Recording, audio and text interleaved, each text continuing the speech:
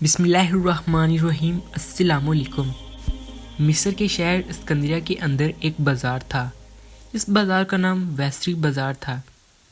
یہ بازار کاروباری لحاظ سے بہت سے قبیلوں کے ساتھ جڑتا تھا اور یہ بہت قدیم بازار بھی تھا۔ وہ بازار سلطان نور الدین زنگی رحمۃ اللہ علیہ نے اپنے دور سلطنت کے دوران بنایا تھا، اور بازار مصر کی تجارت میں کافی مددگار بھی ثابت ہوا تھا۔ اور اب سلطان صلاح الدین ایوبی رحمۃ اللہ علیہ کے دور سلطنت تھا۔ وہ بازار دن دگنی رات چگنی ترقی کرتا ہوا چل رہا تھا۔ اس بازار میں نہ صرف مصر کے بلکہ فلسطین، شام اور دور دور کے ممالک سے لوگ تجارت کرنے کے لیے آتے تھے۔ اس بازار کے اندر ایک موچی رہتا تھا جس کی ایک دکان تھی۔ وہ دکان اس نے کرائے پر لی ہوئی تھی، اور اس دکان کا مالک ایک موچی ہی تھا، اور اب وہ بہت بوڑھا ہو چکا تھا، اور اس موچی کی خواہش تھی کہ میں یہ دکان آگے صرف کسی اور موچی کو ہی کرائے پر دوں گا، اور اس وجہ سے وہ دکان ایک اہم جگہ پر ہونے کے باوجود ایک موچی ہی چلاتا تھا۔ وہ ایسے سے جوتے تیار کرتا تھا کہ رنالڈ بادشاہ کو بھی اس موچی کے بنائے گئے جوتے متاثر کرتے تھے، حتیٰ کہ اس موچی کے بنائے گئے جوتے بڑے بڑے سلطنتوں کے بادشاہوں میں باہر لوگوں کو تحائف میں دینے کے لیے بھیجے جاتے تھے، اور موچی ہی وہ تیار کرتا تھا۔ سلطان کی بیوی عصمت الدین خاتون اس موچی کے بنائے گئے جوتوں کی بہت زیادہ تعریف کرتی تھی، کیونکہ وہ پیروں میں پہننے پر بڑے ملکوں میں مشہور ہو گیا تھا۔ اس موچی کا نام قاضی علم الدین تھا۔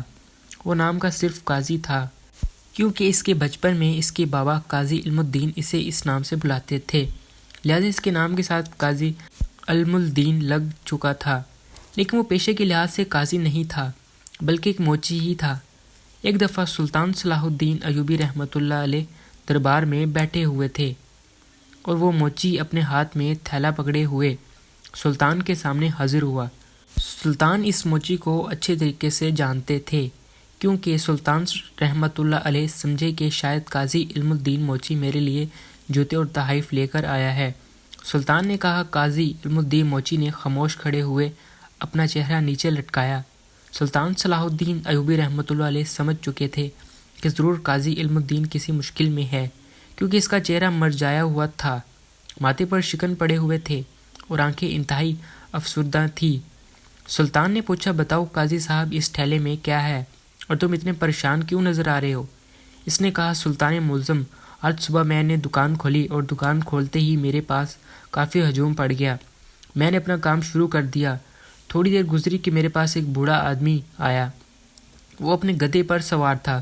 اس نے مجھے ایک تھیلا دیا اور کہا کہ حضور، یہ میری بیٹی کے جوتے ہیں، تم اس کو مرمت کر دو، کیونکہ میری بیٹی کی شادی ہونے والی ہے، لہٰذا ہمیں ان کے جوتوں کی ضرورت پڑے گی۔ میں نے کہا، ٹھیک ہے بزرگوں، آپ یہ کل جوتا میرے پاس لے کر آ جانا۔ میں اس بڑے بزرگ کو جانتا ہوں، وہ بازار کے پاس موجود گاؤں میں رہتا ہے۔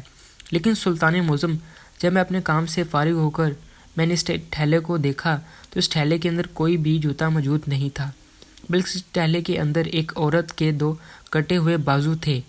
یہ سن کر سلطان اپنی نشست سے کھڑے ہو گئے اور کہا، آپ یہ کیا کہہ رہے ہیں؟ یہ الفاظ سن کر سلطان خود بھی خوف زدہ اور پریشان ہو گئے تھے کہ ایسا کیسے ہو سکتا ہے اور ایسا کون کر سکتا ہے۔ پھر سلطان نے حیرانگی کے عالم میں اس موچی سے کہا کہ آپ نے تحقیق نہیں کی کہ وہ بوڑھا جس نے آپ کو یہ تھیلا دیا کہاں گیا، اور آپ نے اس بوڑھے سے کیا پوچھا؟ یہ وہ آپ کو دھوکے سے تو نہیں دے گیا؟ اور اس تھیلے میں موجود کٹے ہوئے بازو کس عورت کے ہیں، اور اس بوڑھے نے اس عورت کو کیوں قتل کیا؟ تو اس نے کہا، حضور، جب میں نے اس تھیلے میں کٹے بازو دیکھے تو میں چند لمحوں کے لیے کانپنے لگ پڑا، لیکن جب میں نے اپنے گھر میں واپس آیا تو حتیٰ کہ میرے جانے کے بعد اور قاضی صاحب بنا کوئی بھی ثبوت، بنا کوئی جانچ کیے مجھے اس ثبوت کی بنا پر اسے پھانسی کی سزا دے دیں گے۔ اور سلطان معظم، یہ بھی ممکن ہے کہ جب کوئی بھی شخص اس تھیلے میں کٹے ہوئے بازو دیکھتا تو پورے بازار میں خوف و ہراساں پھیل گیا تھا۔ یہ سن کر سلطان نے اسے حکم دیا کہ اس بوڑھے کو ابھی اور اسی وقت حاضر کیا جائے۔ سلطان کے سپاہی گئے اور قاضی کو بتائی ہوئی جگہ پر اس بوڑھے کی جھونپڑی سے اٹھا کر لے آئے۔ سلطان صلاح الدین ایوبی رحمۃ اللہ علیہ نے جب پوچھا، بابا، آپ نے اپنی عمر دیکھیں اور اپنے کام دیکھو، 70 سال آپ کی عمر لگ رہی ہے، موت آپ کے قریب ہے اور آپ نے ایک لڑکی کا قتل کیا، بتاؤ اس کے پیچھے کیا وجہ تھی؟ یہ سن کر وہ کانپنے لگا اور کہا، حضور یہ آپ کیا کہہ رہے ہیں؟ میں نے کسی کا کوئی قتل نہیں کیا، میں تو خود ایک نوجوان بیٹی کا باپ ہوں اور بڑی مشکلوں سے اس کو رخصت کر رہا ہوں۔ سلطان صلاح الدین ایوبی رحمۃ اللہ علیہ نے اس بوڑھے کو تفصیل سے بتایا کہ کس طرح اس نے تھیلا دے کر گئے اور جب موچی صاحب نے اس کو کھولا تو اس میں 2 کٹے ہوئے بازو تھے۔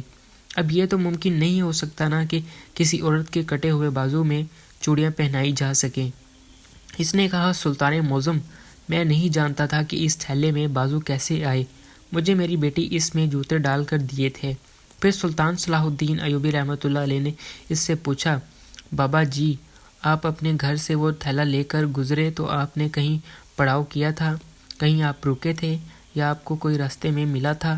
تو اس نے کہا، جی ہاں سلطان معظم، جب میں اپنے گھر سے نکلا تو بازار میں موجود طعام خانے پر گیا، میں نے وہاں جا کر 2 سکے ادا کر کے ایک ٹھنڈا مشروب پیا اور اپنا تھیلا اس نے مجھ سے بدل لیا۔ میں اتنا واضح نہیں دیکھ سکتا تھا کہ بس اتنا نظر آتا تھا کہ کسی بھی محتاجی کے بغیر چل سکتا ہوں۔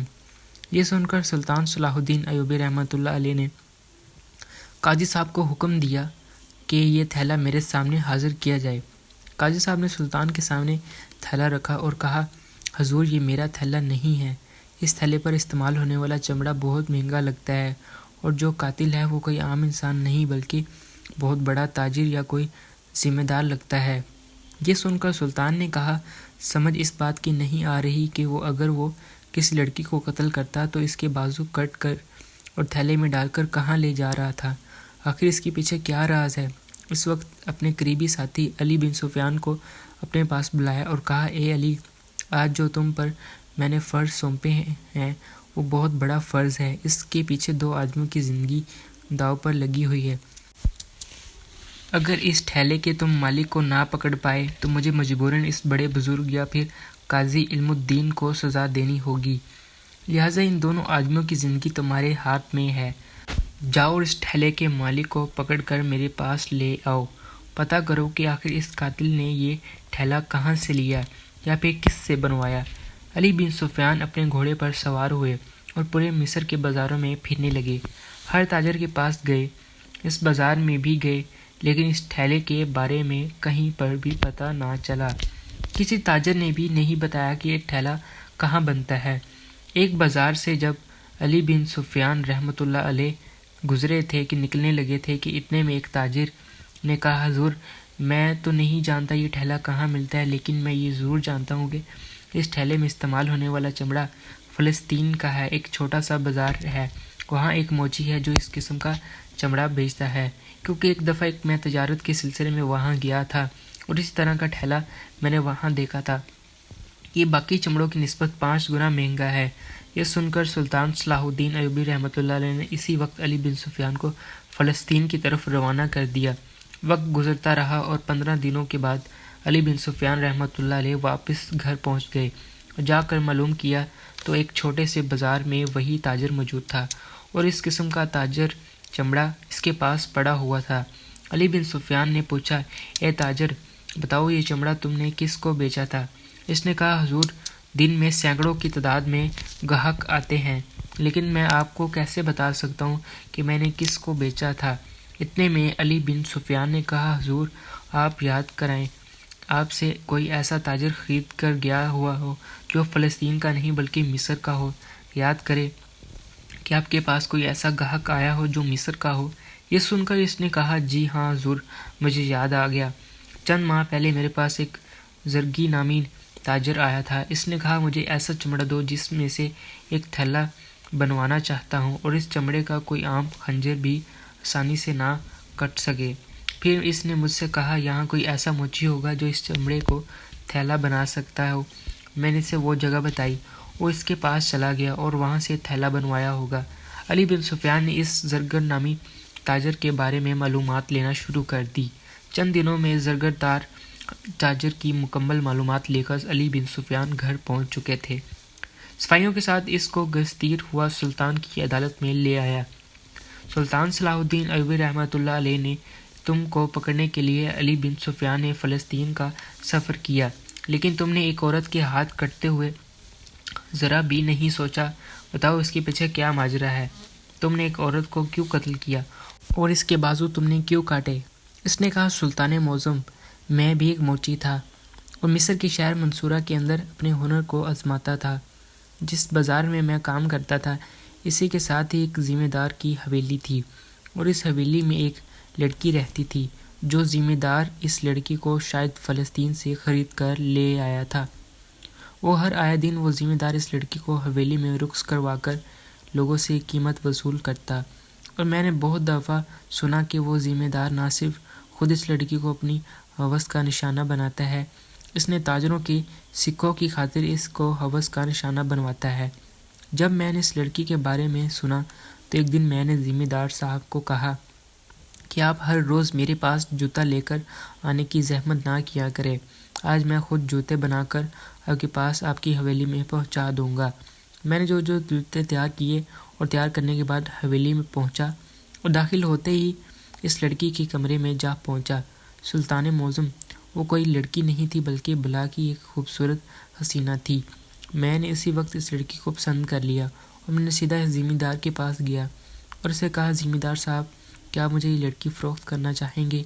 اس نے طنزیہ مسکراہٹ کے ساتھ کہا، تم موچی ہو، یہ کوئی چمڑا نہیں کہ اس کو خرید لو گے، یہ ایک حسینہ ہے۔ میں نے اسے کہا، حضور اس کی قیمت بتائیں۔ جب اس نے قیمت بتائی تو وہ میری سوچ سے بھی زیادہ تھی، لیکن میں نے بھی سوچ لیا تھا کہ اب اس لڑکی کو مزید ہوس کا نشانہ نہیں بننے دوں گا۔ میں نے اپنی ساری زندگی کی جمع پونجی اکٹھی کی، حتیٰ کہ میں نے اپنی دکان بھی بیچ ڈالی، سارے سونے کے سکے اکٹھے کیے اور اس لڑکی کو ذمہ دار سے خرید لیا اور اس کو اپنے گھر لے آیا۔ میں نے اسی رات ہی بتا دیا کہ میں تمہیں اب آزاد کر دوں گا، اب تمہیں کوئی بھی بری نظر سے نہیں دیکھ سکے گا، لہذا تم اب خوشی خوشی زندگی گزار سکتی ہو۔ اس نے کہا، میں آپ کا کبھی بھی زندگی میں احسان نہیں بھولوں گی۔ اس کے بعد وہ تاجر سے ملنے کے لیے چلی گئی۔ چند دنوں بعد جب میں مقررہ وقت پر سے پہلے گھر لوٹ آیا، جب میں نے گھر لوٹا تو مجھے معلوم چلا کہ میری بیوی تو اپنے گھر میں موجود ہی نہیں۔ معلوم کرتے کرتے اس حویلی میں جا پہنچا تو میری بیوی دوبارہ اس حویلی میں رقص کر رہی تھی اور تمام لوگ شراب کے نشے میں دھوت ہو میری بیوی کا رقص دیکھ رہے تھے، اور اس کے جسم پر کبھی کوئی ہاتھ لگاتا، کبھی کوئی شراب پھینکتا۔ یہ سب دیکھ کر میرا خون کھولنے لگا اور مجھے بہت غصہ آیا، لیکن میں نے اپنے غصے پر قابو کیا اور اپنی بیوی کو گھر لے آیا اور اس کو قتل کر کے اس کا باقی جسم جا کر اس وحشی ذمہ دار کو دکھاؤں گا۔ جو چیز میری نہیں ہو سکی وہ تمہاری بھی نہیں ہونے دوں گا۔ میں نے اس لڑکی کی قیمت ادا کی، میں نے اپنی ساری زندگی کی جمع پونجی لگا دی تھی، لیکن اس نے پھر بھی مجھے دھوکہ دے دیا۔ لیکن جب میں بازار پہنچا تو مجھے شک ہو گیا کہ میرے گاؤں والوں کو پتہ نہیں چلا۔ سلطان معظم نے کہا، بے شک وہ ذمہ دار بھی سزا کا مستحق تھا اور تیری بیوی نے تیرے ساتھ غداری کی، لہٰذا وہ بھی سزا کی مستحق تھی، لیکن سزا پانا قاضی صاحب دے سکتا تھا، یا پھر ریاست تم کو سزا دینے کی کوئی خالی ہاتھ نہیں لوٹا۔ جس کو جو پریشانی ہے، اس کو جو جائز حل بنتا تھا ہم اس کو نکال سکتے تھے، ہم نے ہمیشہ نکالا بھی ہے۔ ہم نے کبھی انصاف میں ڈنڈی نہیں ماری، ہمیشہ اللہ تعالیٰ کے حکم کے مطابق، اسلام کے بتائے ہوئے احکامات کے مطابق ہم نے ہر قاتل، مجرم، شرابی، زانی کو اس کی سزا دی ہے۔ اس طرح سلطان صلاح الدین ایوبی رحمۃ اللہ علیہ نے ایک تھیلے کی مدد سے قاتل کو پکڑ لیا اور اس کے بعد سلطان صلاح الدین ایوبی رحمۃ اللہ علیہ نے اس بڑے بزرگ کی بیٹی کی رخصتی کا سارا خرچہ سرکاری خزانے کی طرف سے ادا کیا، اور اس قاتل کے دل میں منافقت کی وجہ سے، کیونکہ وہ اس بڑے بزرگ کو اپنا گناہ توپنا چاہتا تھا، اور اس قاتل کی وجہ سے سلطان صلاح الدین ایوبی رحمۃ اللہ علیہ نے اس بوڑھے کو اتنے بوجھ کو اپنے ذمہ داری لے لیا، اس کی بیٹی کو رخصت کروا دیا، اور قاضی علم الدین کو اس کی عقل مندی کی وجہ سے بھی انعام اکرام دیا اور اسے اپنے گھر کی طرف رخصت کر دیا۔ اس واقعے سے یہ ثابت ہوتا ہے کہ زندگی میں کبھی بھی آپ کے ساتھ کوئی زیادتی کا بدلہ لیں گے تو آپ بھی مجرم ٹھہریں گے۔ شکریہ۔ روشنی اسٹوری، رائز اسٹوری۔